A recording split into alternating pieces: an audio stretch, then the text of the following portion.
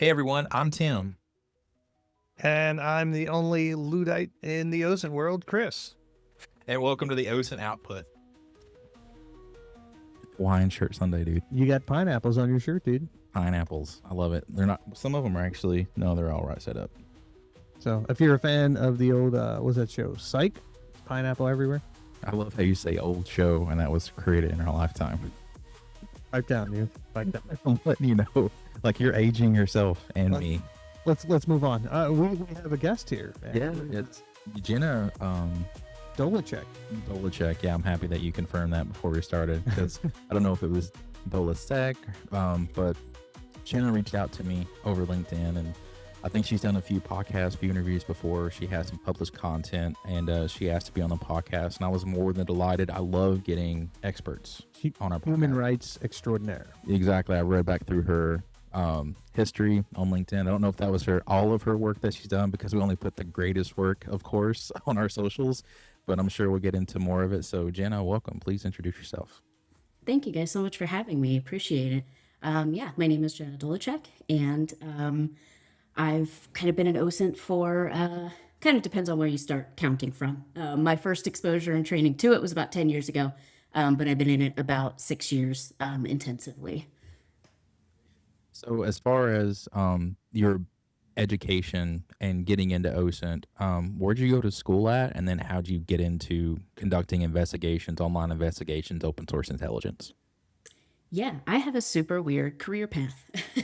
I'm a very good example for non-linear career progression to this field. So my undergrad was in political science with Middle East and Russian studies.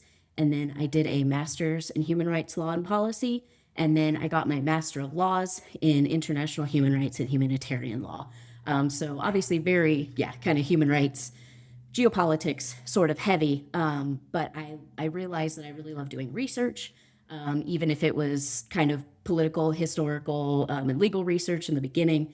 It all kind of laid that foundation to build on that research and turn it into analysis and investigation later on. So I did a lot of kind of different stuff to figure out what I liked, because I wasn't one of those people that knew right out of the gate what I wanted to do. I worked in like immigration and refugee legal aid, refugee resettlement for a long time. I did human rights, kind of education and community outreach, social work a little bit. So it was a little all over the place. And then in my LLM program, my Master of Laws program at the University of Essex, I did the Human Rights Center Clinic. And the clinic is basically a hands-on kind of thing. They offer different projects and you get real-world experience working on them. So one of the projects offered was Amnesty International's Digital Verification Corps. We were in the very first group of that program. There was only 4 of us at 4 different universities. Groups of 4 at 4 different universities, and we were the guinea pigs for this program. So we were taught by Sam Dubberly, formerly of Amnesty International, now with Human Rights Watch, Elliot Higgins of Bellingcat, also Christoph Kettle, formerly of Amnesty, now at the New York Times and Visual Investigations team, and then some other individuals as well. And so we got taught how to do geolocation, chronolocation, how to analyze social media, collect social media, and then using our human rights and kind of humanitarian law knowledge, determining from photos and videos and other open source content if human rights violations occurred, war crimes occurred, and then how to basically put that all together, write it in a report, and either publish it to the public or whatever our end users were. So that was the first time I'd ever heard the word open source, ever learned that it was a thing, and that was back in 2016. After that, there were no paid jobs because the field was so brand new. So we graduated with a skill set that we didn't really know how to use anywhere. So fast forward a few years, organization, obviously Bellingcat, got a lot, came to more prominence, became more well-known. And then other investigations like the Center for Information Resilience and other NGOs started forming and having paid jobs. And then we kind of all finally broke into the field. But before that, I actually got my start with volunteer projects because there were no paid jobs. So people were saying, I want to use open source for whatever type of investigation.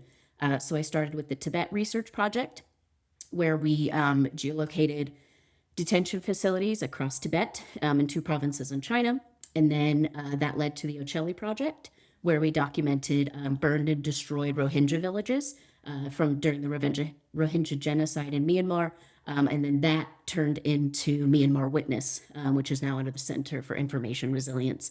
So, like I said, a very odd kind of nonlinear career progression. So that's kind of how I got to today. Kind of the same for us. We got voluntold to go into open source intelligence, so it kind of happens that way. Yeah. And one quick question before I pass it over to Chris. What's your current work look like? What are you doing right now?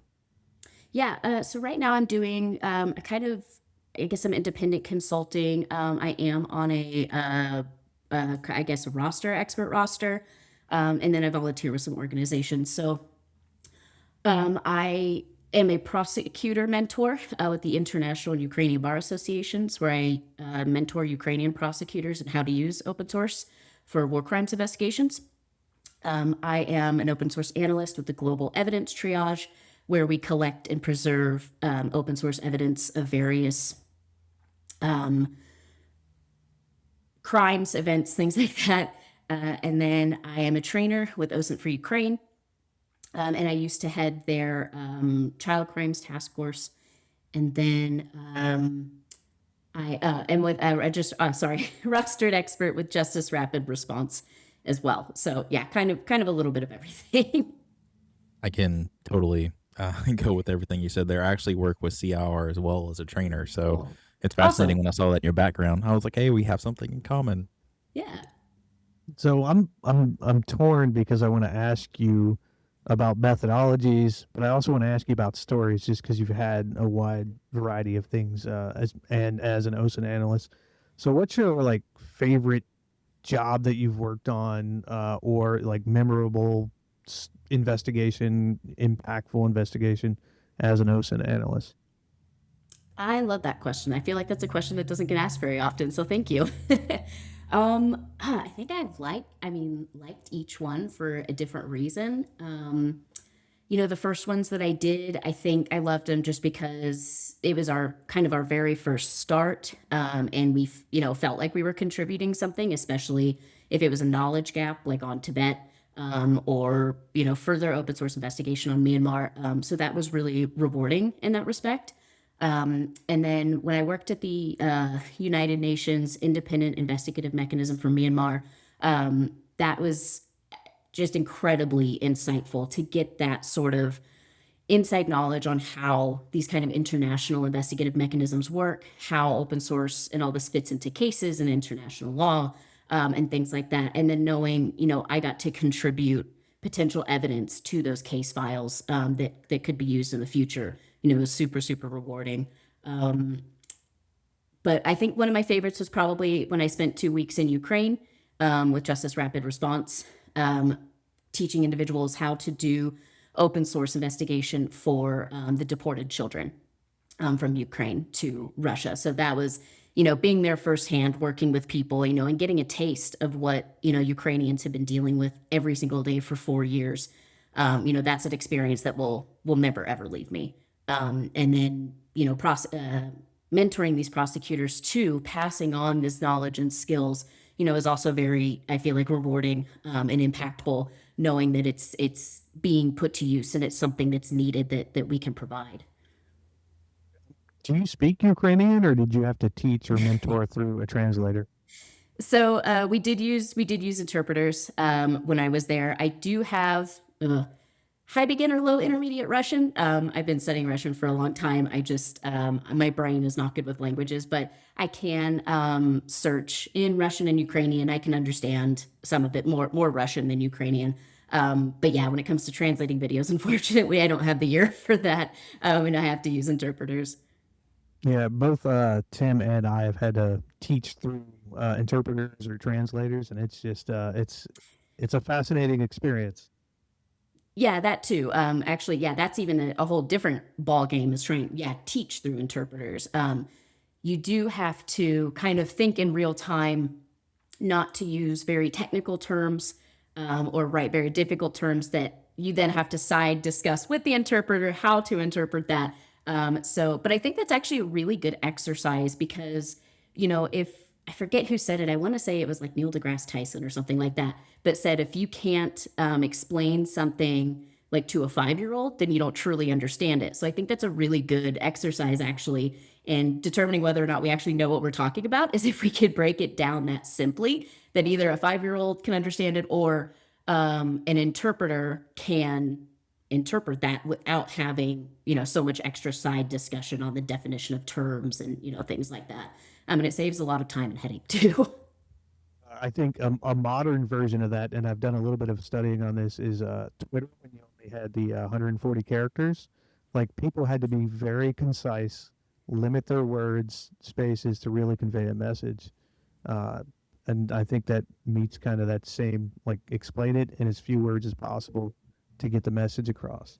And speaking of very technical things, teaching another language, I had to teach cryptocurrency and dark web investigations to people who only spoke Russian and Uzbek, and it was interesting to say the least because there were no words for cryptocurrency. Like cryptocurrency was the word, so we had to like break it down into its root form. So doing that is just fascinating in and of itself.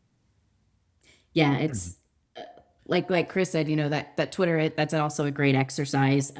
But yeah, when there's no words for what you're saying, you end up speaking, kind of a mix of, Uzbek and English, kind of Uzblish, Ingbeck, something like that. But you learn a lot about not just language itself, but also communication, and how we're teaching these things and how they're understood. And things like that. And it can vary, across not just language, but also culture, so it's been interesting to see how different organizations, I think, also teach these things and the language they use. But I think there's largely been, it's been quite successful, I think. My vote is for Ingbeck. Ingbeck. That's a good one. So this is actually something that Chris thought of, but I'm going to steal it from him because he stole one of my questions. One of the things that we have to understand as we start collecting evidence, collecting information, is that if we're going to pass it off to a prosecutor or a LEO, law enforcement professional, so they can pursue a case against them, we have to make sure that it's collected correctly, ethically, and that we're giving them the original information whenever we have it. So when we talk about that, what are some practices that you can recommend that every OSINT analyst begins making a habit? Because there are some analysts out there who, like me and Chris, they started in defense. We don't have to necessarily worry about chain of custody. It's that we're just trying to make a concept of operation so a dude can go outside and then conduct an operation. But what are some practices you can recommend for every person conducting online investigations to start making a habit? Yeah. So usually I start out with, it kind of depends on the resources that you're working with. If you're in a volunteer capacity or if you're a low resource NGO, you can do these things without using an expensive program, or something like Hunchly or Forensic OSINT or, whatever else is out there that you might use. Those are great and they can save time because they do a lot of those functions at once. But you don't have to use those. And then if you are in a high resourced organization or company or something like that, then if you have access to that, great. That's awesome. But so I usually teach everybody from the, basic no resource kind of level. That way we have that understanding if for whatever reason we lose access then to those paid tools or something like that. Or just to understand the building blocks that make up the collection that a paid resource might use. So usually when I train people, I always say organization, and documentation. I try to drill this into people. So I think the first thing is just, I don't want to say collect everything in terms of like every post you see. That's not what I mean. Collect all the information about something you can. So, right, we're going to preserve a Facebook post. So you obviously need the link. If you don't have a link, you don't have evidence. You have to save that link. Even if the post is taken down later on or whatever, that link is critical. If you lose that, you lose your evidence. So However you decide to organize is kind of up to you. Most of us, we end up using spreadsheets or a database that's provided to us. Doesn't matter. You just need to save your information and make sure it's not going to disappear. So you've got your link.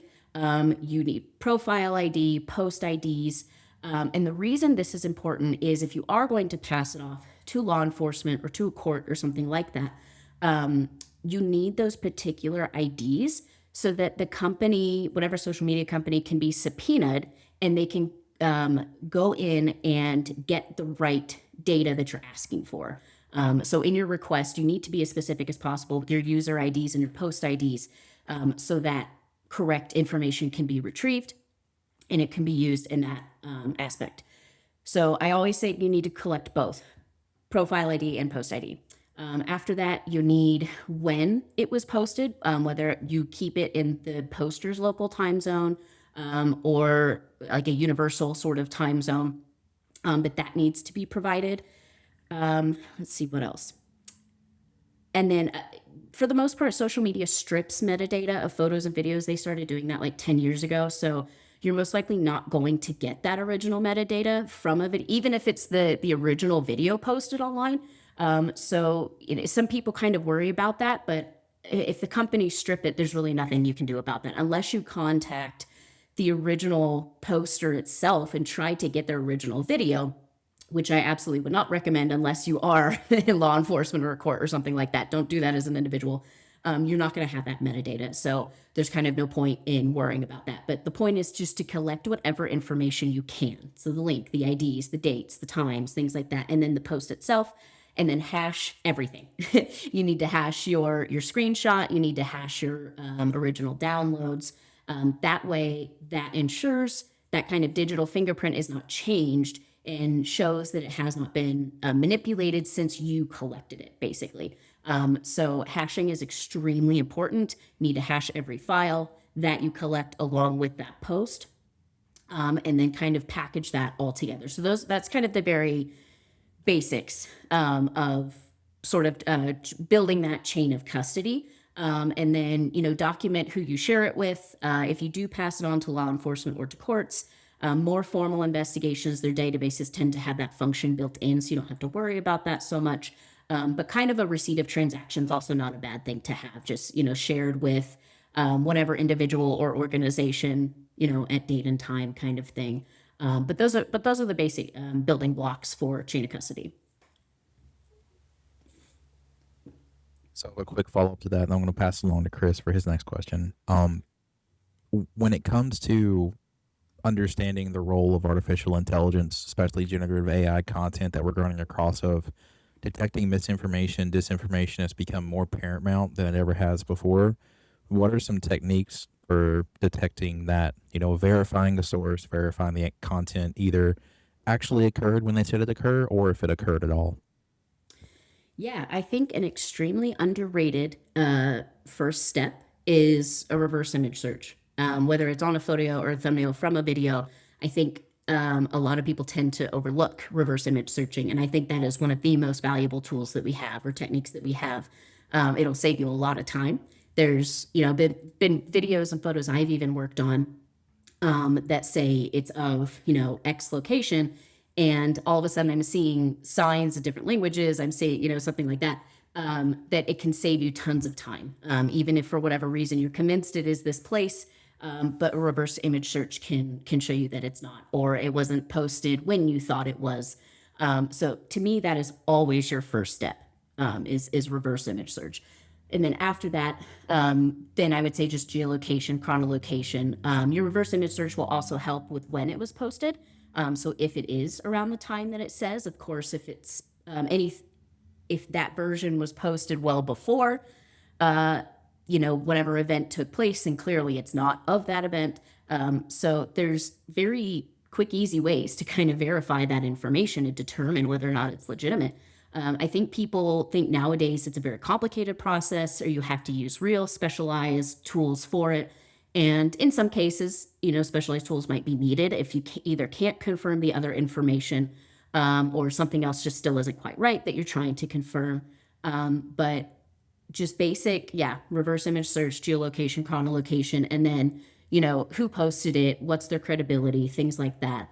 OSINT for Ukraine developed the Amsterdam Matrix, which is it's based off the NATO Admiralty Code. And it's a way to evaluate source reliability, credibility, and things like that when you're using open source content in for investigations. So assessing those types of things as well, the user, the context, what they typically post, if they have biases, things like that, or if they're known to post disinformation, and things like that. Those are all, I think, the basics you need to take into account when trying to confirm, refute sort of disinformation campaigns. Some of your favorite tools or resources for geolocation? Oh, I of course I do have a few core ones, but what I also recommend to people is there's so many tools out there just for open source stuff in general. I bookmark a lot of people's tool collections and dashboards because they spend a lot more time updating these lists and knowing when something disappears, when something breaks, when something goes behind a paywall. There's no way a normal person can track all the tools available. So I always tell people to bookmark those. And if there's something you need that you're not sure about, go check out people's lists because they've probably found a tool that does that you're just not aware of. But I still use Google Earth a lot.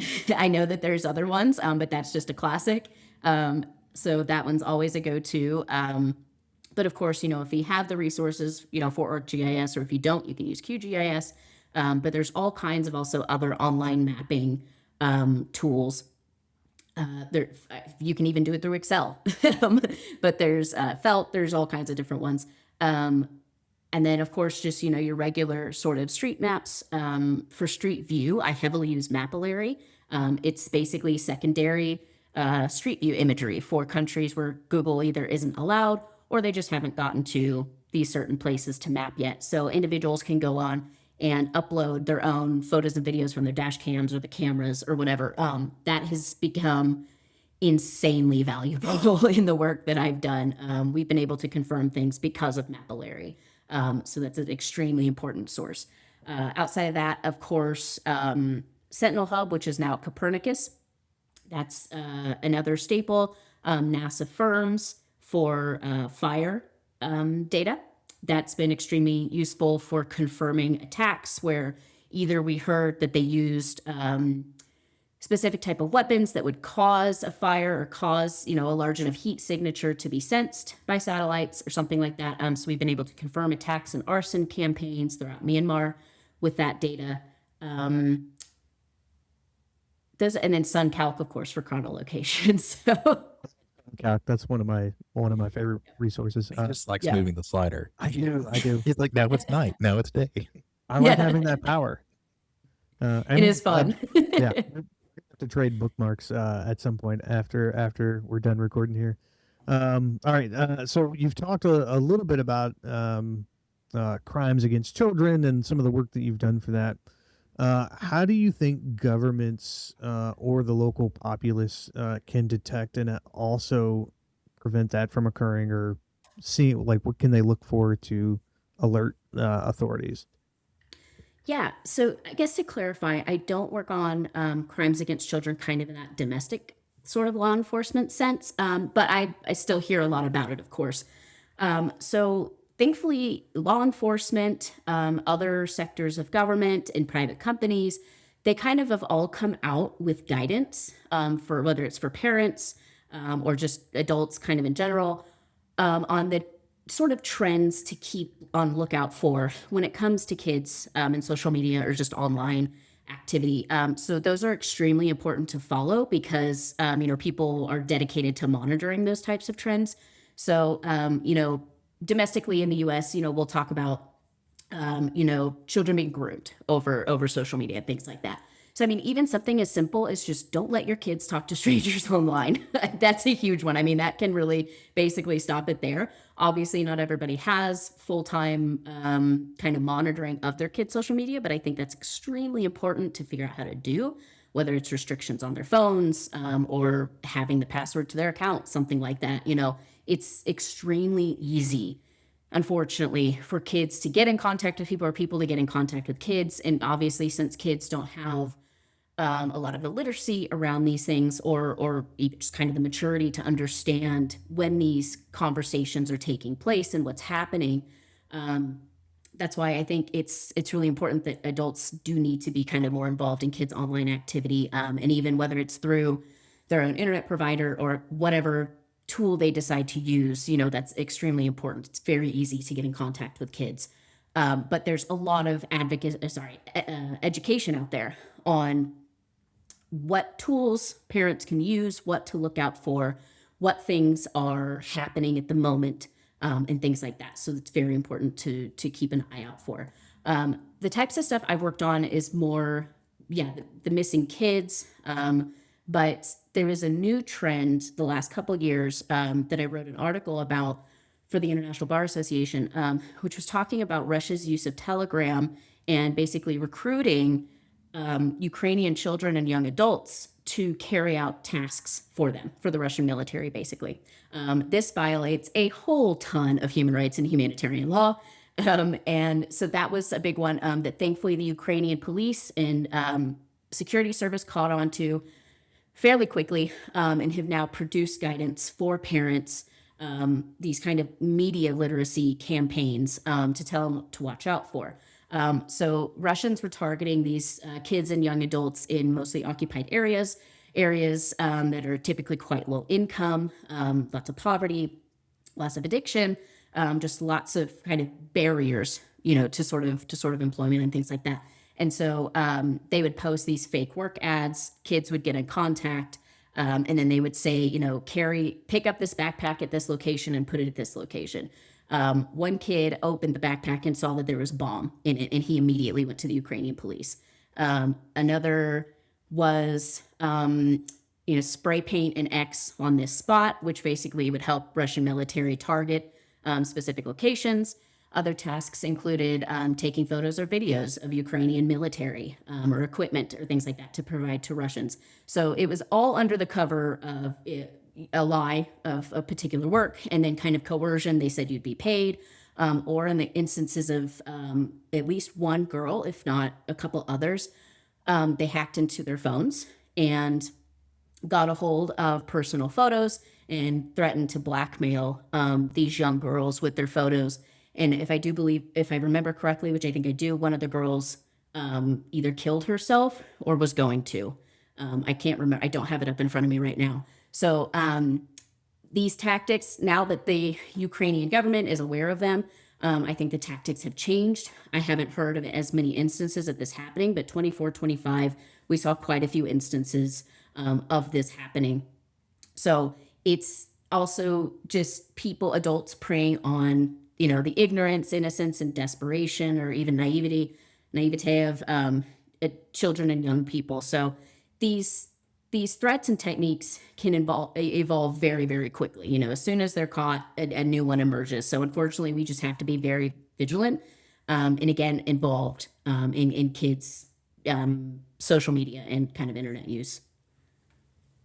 When you started talking about low income, impoverished areas, kind of uneducated areas, I was like, that's where Army recruiters go.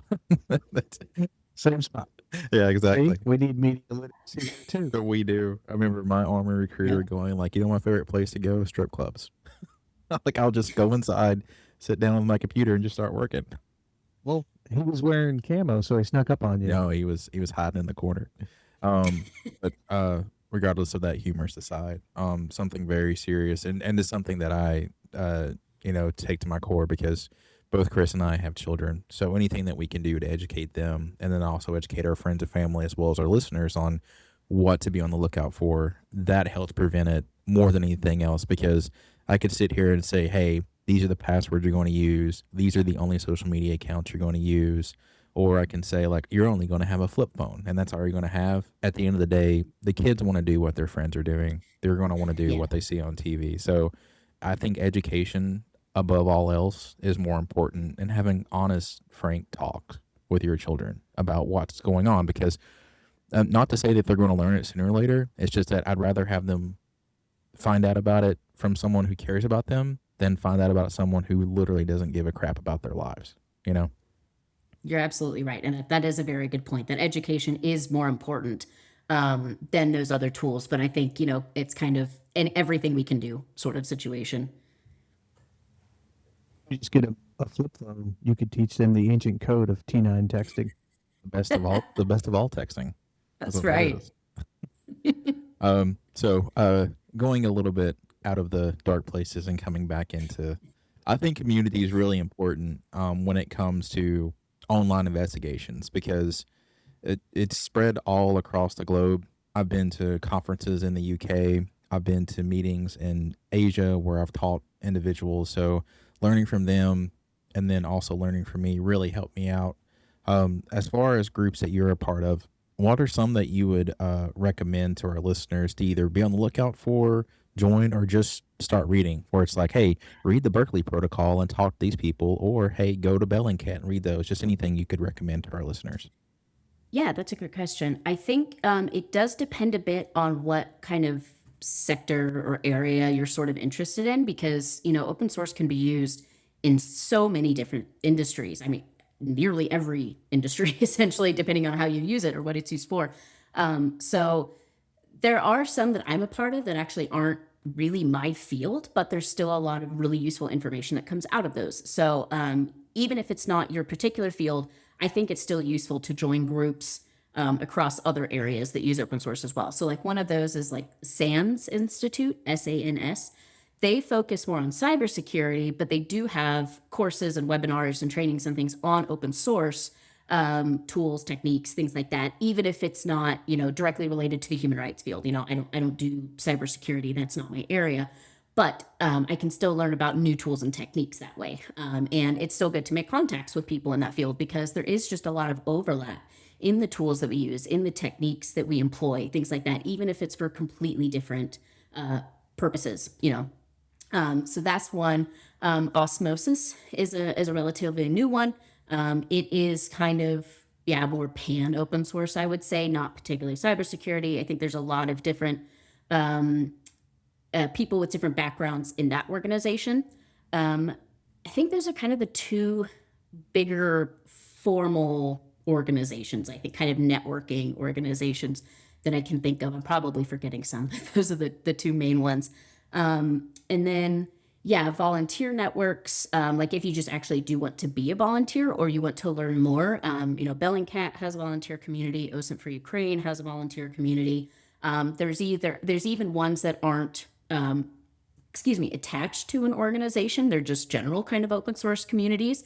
Those are always great places to look. But any guidance that organizations issue, like the Berkeley Protocol or like some reports issued by Bellingcat or Center of Information Resilience, there's so much coming out that I think it's good to look in a lot of different places. Like I said, even if it's not your area. I actually just posted something the other day that was about a training on human rights documentation. And even if you don't do human rights documentation, there's so much overlap when it comes to research and data analysis and investigation that there's still really good guidance on how to organize and document and preserve information, even if it's for a completely different use, So I still recommend also looking in different places and taking different trainings. And I think that also just makes you a more well-rounded analyst or investigator, is also saying, well, in this area, they use it this way, and that could be more applicable to what we're doing or more efficient or something like that.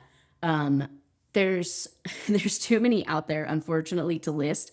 So I always say, put your open source investigation hat on and go investigate some organizations and some networks. Do your internet searching. How LinkedIn has actually managed to let me connect to a lot of other individuals in the open source field, because at first I thought it was Twitter, and then there were some more niche sites out there that people were like saying, hey, go here for open source. But I would say if you're looking to connect with people who are fascinated by open source intelligence, LinkedIn is actually a really good place to start. That's how we connected.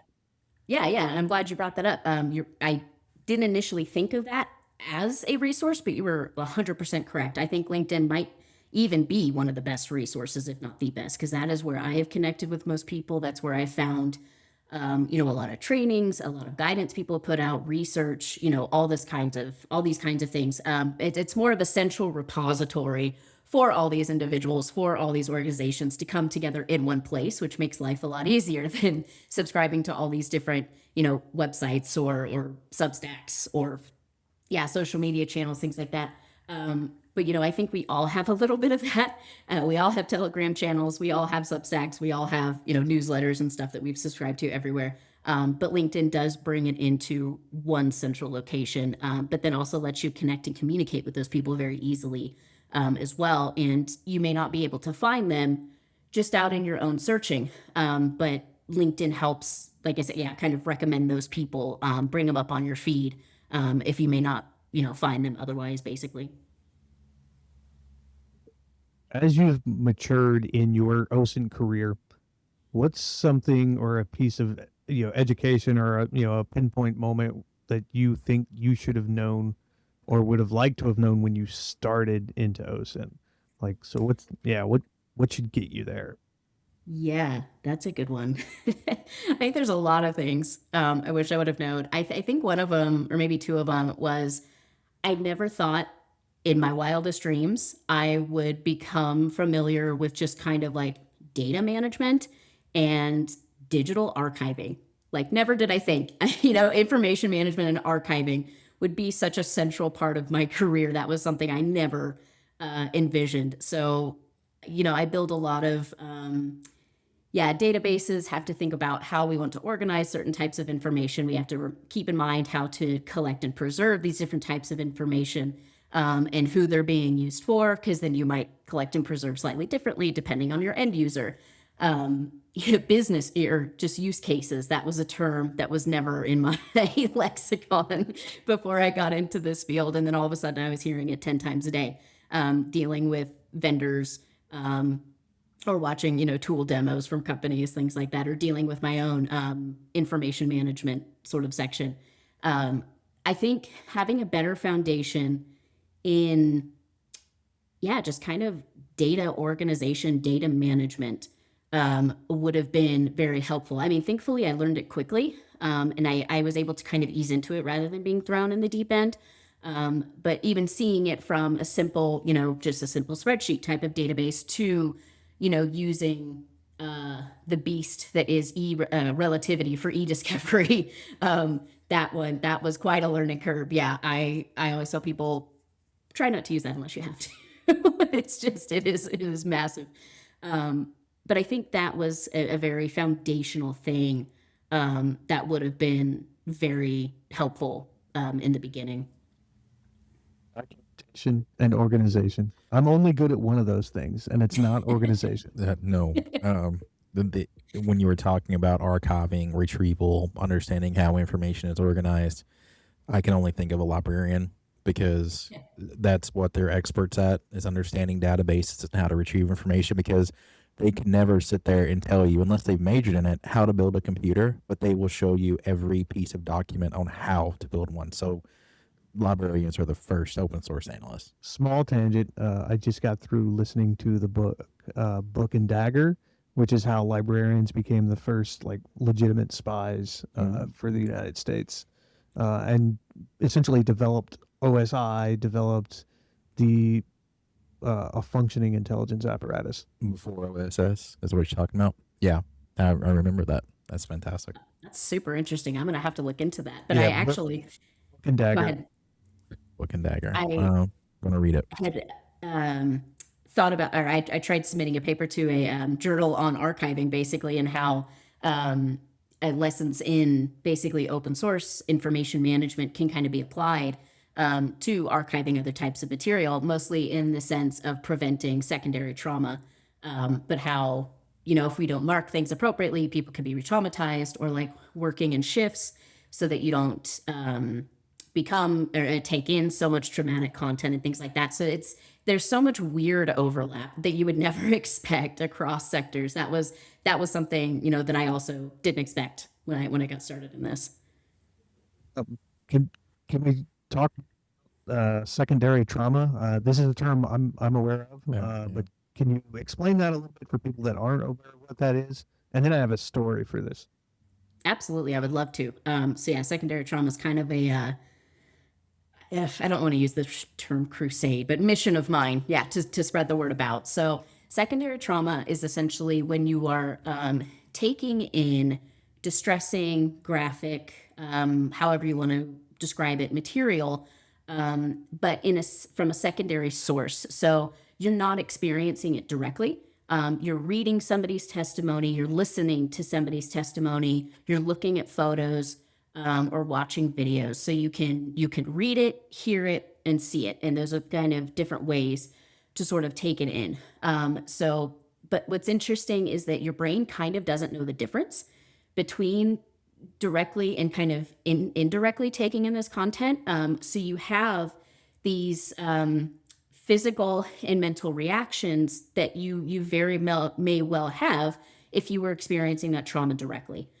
So that's why we kind of call it secondary, because you're taking it in indirectly as opposed to directly experiencing this trauma. But this is extremely common throughout multiple kind of open source fields, whether you're in law enforcement or human rights investigations, or something similar.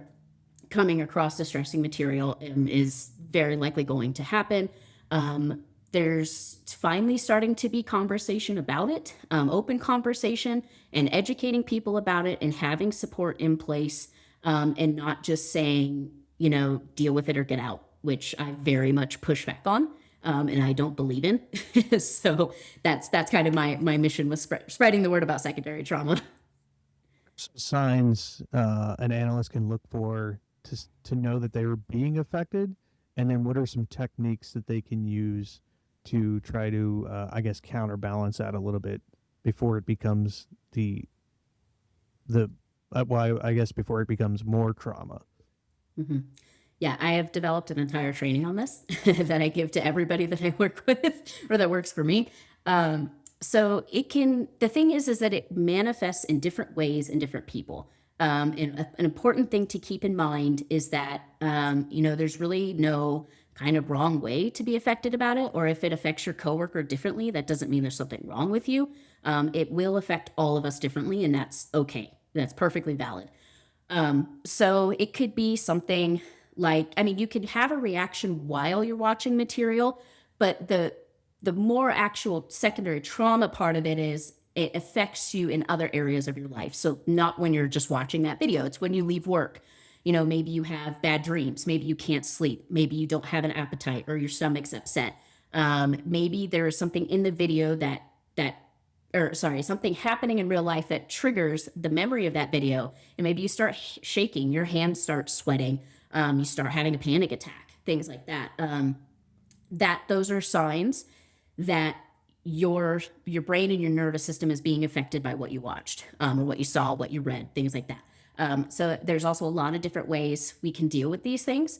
I kind of break it down into what I call preventative techniques, and then kind of short-term, immediate techniques, and then like long-term restorative techniques, right? Because this kind of content and these triggers and these symptoms affect us at different times. So if you're going to look at graphic material, whether photos, videos, text, whatever, take a minute, take a few deep breaths, say we're going to look at some stuff, or we're going to see some stuff that's going to be really messed up. That's probably going to affect us. So let's just prepare for that. Of course, you can't fully prepare yourself for what you're about to see, especially if you don't know what you're about to watch, but still just being aware that this is about to happen.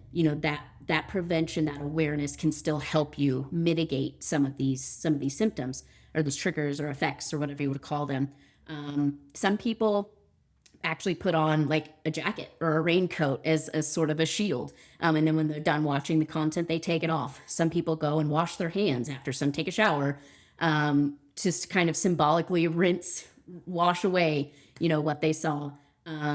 I tell people, like, when you're done watching something, maybe you just need a palate cleanse, go watch a funny TV show or movie, put on good music, go do a hobby, go do something else. Because it's really about distracting and redirecting your brain out of that sort of crisis response, right? So we're really just tricking ourselves essentially into no longer focusing on what we just saw. But another important thing is to not do a mindless activity afterwards, because our brain will attach to what we just saw. And so if we're doing something like yoga, or just folding the laundry, again, mindless, empty activity, your brain's just going to replay what you saw. So you have to do that distraction and redirection part. A study came out, and this is a tool that I use, is after you've watched something, go play Tetris. Tetris was the game that they used in the study. And what makes Tetris important is that you have to use critical thinking and problem solving in your brain. And when you use those parts of your brain, it again distracts from the other stuff that your brain is thinking about. So we need that redirection. I use a Super Mario Brothers and Game Boy emulator is what I play, because Tetris isn't my favorite. But anything that uses the critical thinking and problem solving and active parts of your brain is what's really important. And then I also suggest nature. That's my coping mechanism. I hike a lot. And then also mindfulness or meditation, if you're open to that, is extremely helpful. And of course, just hopefully have a support network, whether it is a therapist or it's your family, your friends, a buddy system. Exactly. All those things are incredibly important, but there's a lot of different things you can do. There's a lot of guidance out there. But one thing I do want to say before I didn't Chris say tells that. the story is that we want to try to make talking about mental health as normal and a part of our society as we can, because I think that goes beyond our three basic needs when you talk about Maslow's hierarchy of needs. So we need to go beyond that and think about not only how can we take care of ourselves, our body, and our family, but also how can we take care of our mental health. So I think it's really, really important that we normalize this as much as possible, because it's not weakness to say that you have a problem with your brain. It's actually admitting that you need help, which is a sign of strength. You're probably gonna have to put a graphic warning at the beginning of this episode, so I apologize for that. I know how much you hate doing warnings. So I had to watch. It was one video. I mean, probably 100 times, because I was just trying to get all the information I could, background, all that stuff, uniforms, clothes. But what they were doing is they were putting deck cord around people's necks and they were blowing their heads off, which is a hard thing to watch 100 times in a row. So what I used to do when I had particularly, days of monitoring or investigating violent content is I would go home and watch a violent movie, because the fake violence made sense to me. And that was how I was able to redirect it. But so this particular day I went home and I watched, I think the name of the movie is like Kingsmen or All the Kingsmen. And what happens at the end of that movie is everyone's heads blows off. And I was like, oh, so that ruined me for like 3 days, because not only did I just re-expose myself to the thing, but then it took away one of my coping mechanisms. So now I read or go for a walk or groom my dog. But that was one of the things that I relied on. And when that got broken, I had to adapt. And that was really, really hard. So definitely try to come up with more than one technique. PTSD is a real thing, and people don't know what it is until you actually experience it. For me, it's always anger that comes out. People just look at me and they're like, dude, why are you so upset? I'm like, I'm not mad at you. Trust me. I love working with you. You are one of my favorite people on earth. But if I get upset, just understand it's not directed at you. Something's happened and I'm trying to get through it. So recognizing those symptoms and knowing how to talk through it and telling people that, hey, something's happened to me, I'm not sure what it is, it works wonders for relationships. Absolutely. And thank you guys for bringing this up. I really appreciate it. And that example, Chris, of yours was really interesting, because I haven't heard that as kind of a coping mechanism yet, is watching fake violence and telling your brain, this is fake kind of thing. But then it end up working against you. That's very interesting. I was trying to think of there's a few examples. Somebody I've heard of who watched it. I'll backtrack. Some people think the graphic content, is just like the most violent videos. And that's absolutely not the only thing. And this is something I also teach people, is that you'll be surprised what affects you. It could be the smallest, most benign thing that you would never expect that sets you off even worse than, a horrifically violent video. And one example I have is I used to work for ACLED, the Armed Location and Event Data Project, Armed Conflict Location and Event Data Project. And I was one of the first people on the very first U.S. desk around 2019-ish, when we were having a lot of mass shootings, a lot of shootings at protests. And basically all I did every day was read news about shootings in the U.S. And I was in the US at the time. And although I wasn't watching photos or videos, all I did was read about it. And that got to me. There would be, days where I'm just like, I just don't want to read the news. I know what I'm going to read. Shootings happening in my own city around me as I'm coding events in other cities.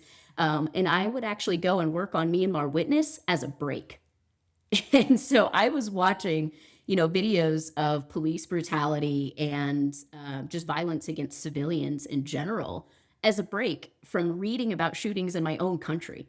So that can also be an effect. Is the place that you're working on, is it your home? Is it your family and friends, or is it somewhere else? I teach people that you do need to have a healthy wall between you and what you're working on. That doesn't mean you don't care. That means you are taking care of yourself so you can keep working on these things. There is a healthy amount of disconnect that is needed. You just have to be careful that you don't become numb to everything. And that's another kind of thing that I talk about. But yeah, there was one day where I watched, after taking in all of that from ACLED, I went and watched a video for Myanmar Witness.